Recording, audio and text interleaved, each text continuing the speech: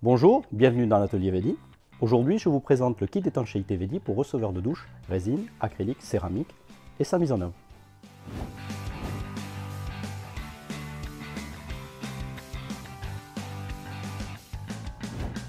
Depuis 2021, les douches zéro ressaut sont obligatoires dans les logements collectifs neufs en France et dans les maisons individuelles destinées à la location.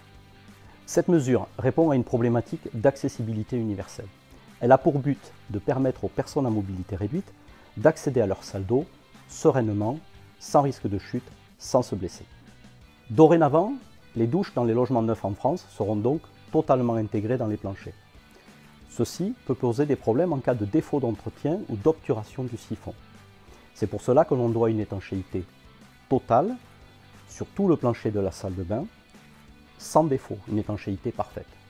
Et c'est la raison pour laquelle Vedi a développé ce kit d'étanchéité pour réaliser un pontage entre un receveur fini et le reste de l'étanchéité de la salle de bain qui est obligatoire.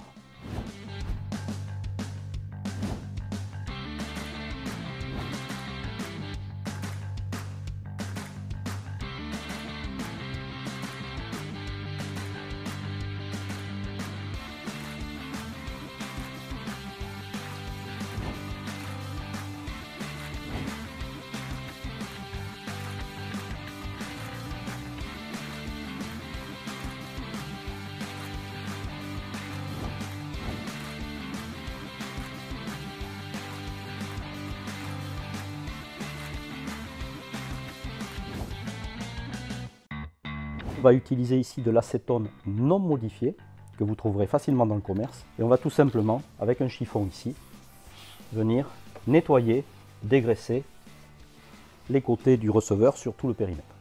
En étape préparatoire, il est important de protéger toute la face supérieure du receveur avec un carton et un adhésif de peintre. J'ai ici replacé le receveur dans sa réservation et j'ai réglé en hauteur le receveur de façon à assurer un zéro ressaut. Je viens vérifier ici avec mon carrelage que je suis bien à fleur, compte tenu de l'épaisseur de carrelage, plus une épaisseur de colle à carrelage et du système d'étanchéité Vedi de 7 mm. Je viens tout simplement ici au feutre tracer la position de ma ligne zéro ressaut sur laquelle je vais aligner mes angles et mes bandes étanches. J'ai tracé ma ligne zéro ressaut ici au périmètre du receveur. Je vais pouvoir installer maintenant les angles autour du receveur. J'ai besoin pour cette configuration de douche en L où j'ai un angle fermé là-bas, j'ai besoin d'un angle de mur 90-90.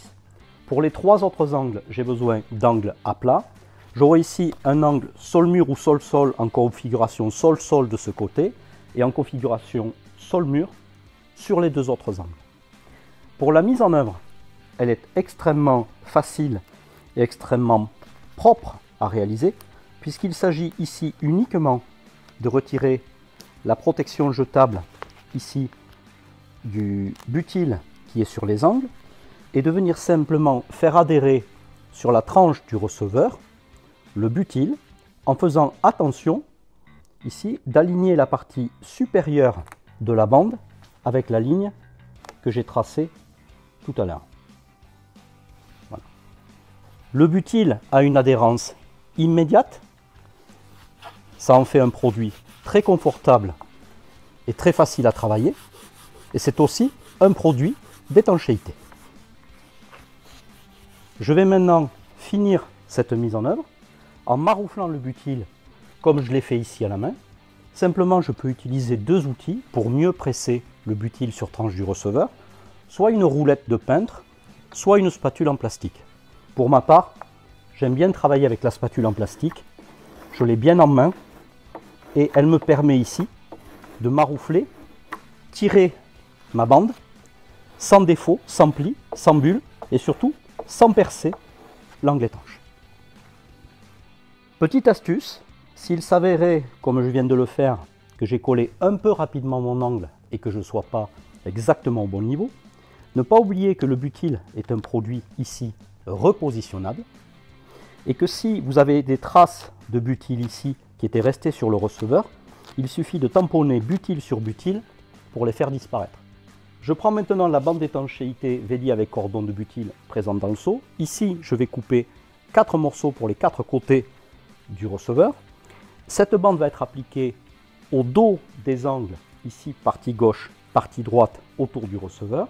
Et je dois m'assurer avant ça que j'ai bien un recouvrement effectif de 5 cm sur l'angle de gauche, 5 cm sur l'angle de droite.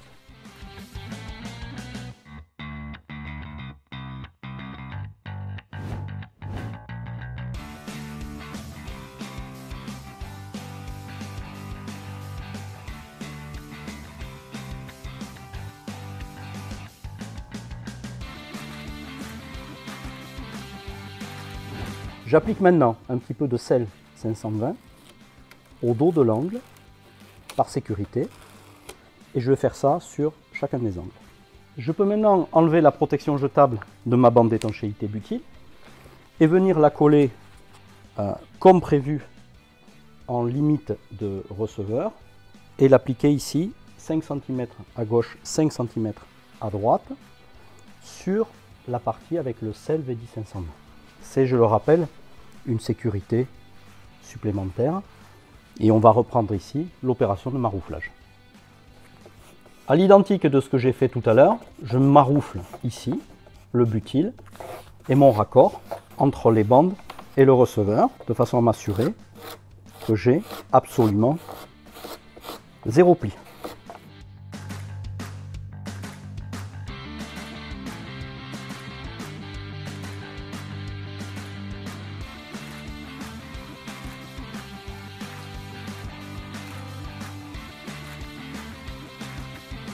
On a replacé le receveur dans sa réservation. La prochaine étape consiste à installer ici, au périmètre du receveur et à la connexion avec les parois au mur et au sol, un boudin de désolidarisation qui est fourni dans le kit et qui va, comme son nom l'indique, désolidariser de manière mécanique le receveur entre les murs et le sol pour éviter d'abîmer le receveur dans le temps, mais aussi pour des raisons acoustiques.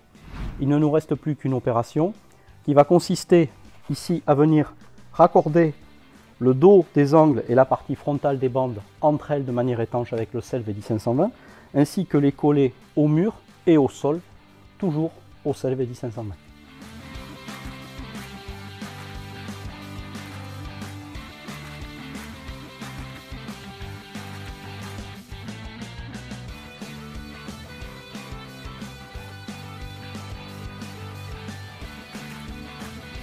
Comme vous avez pu le voir, l'installation de ce kit est quelque chose de facile, rapide et propre et très performant. Pour la suite des opérations, on va appliquer sur tout le plancher de la salle de bain un système d'étanchéité. Et après séchage de celui-ci, on pourra appliquer le carrelage au sol, au mur et finir la salle de bain. Côté performance, ce kit est constitué d'angles et bandes étanches VD avec des cordons de butyl qui sont eux-mêmes des étanchéités, et pour laquelle on a procédé à un raccord des éléments entre eux, mais aussi un collage aux parois et au plancher avec un système d'étanchéité liquide, un sel. Dans cette maquette, nous allons recréer les conditions d'essai que nous avons déjà validées auprès du Centre scientifique et technique du bâtiment en France via une procédure d'ATEX, valable pour tous les chantiers en France pour une durée de 3 ans. Et lors de cet essai, nous avons validé une mise en eau totale du procédé sur une hauteur de 5 cm pendant une durée de 28 jours sans la moindre infiltration d'eau, ce qui correspond à une charge de 50 litres d'eau sur votre receveur en charge permanente pendant un mois. D'où la performance. Configuration en rénovation, c'est-à-dire avec un receveur non pas qui va être intégré dans le plancher, mais qui se retrouve au niveau du sol fini. Ces receveurs généralement sont appliqués contre le mur et on fait l'étanchéité avec un double joint silicone. Ici, on va voir qu'avec une simple astuce, on peut aussi utiliser notre kit et donc faire bénéficier cette pose d'une étanchéité professionnelle.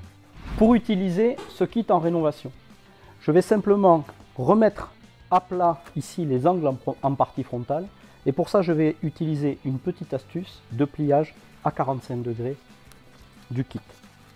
Ainsi, mon angle pourra être glissé sous le receveur et non pas contre le receveur. Ici, je fais une petite astuce de pliage à 45 degrés de mon kit pour ici remettre à plat la partie angle. On procédera comme ça pour cet angle. Ça peut être un angle sol-sol ou sol-mur, on fait la même chose en face. Et pour le reste de la configuration du receveur, rien ne change. Donc en rénovation, ce kit est aussi un produit facile, propre, rapide. L'installation ne change pas. Et toujours dans la performance, on a ici une vraie étanchéité professionnelle, bien plus qualitative qu'un double joint silicone.